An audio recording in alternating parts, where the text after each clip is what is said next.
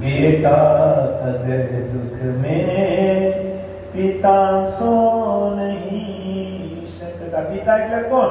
આ જગતનો બાપ, આ દેહનો બાપ નહીં, આ જગતનો બાપ।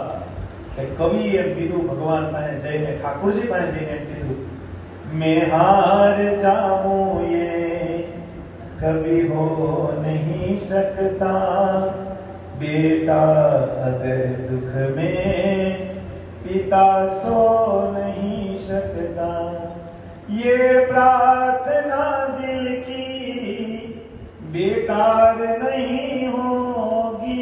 एक દીકરો ભગવાનને પ્રાર્થના કરે, દીકરો ભગવાનને એમ કહે છે કે મેં જે પ્રાર્થના કરી બેકાર નહીં થાય। बेटा अगर दुख में पिता सो नहीं सकता, પછી દીકરો કે મેં તમને પ્રાર્થના કરી, ये प्रार्थना दिल की बेकार नहीं होगी, ये प्रार्थना दिल की बेकार नहीं होगी, पूरा है भरोसा मेरी हार नहीं होगी, पूरा है भरोसा मेरी हार नहीं होगी।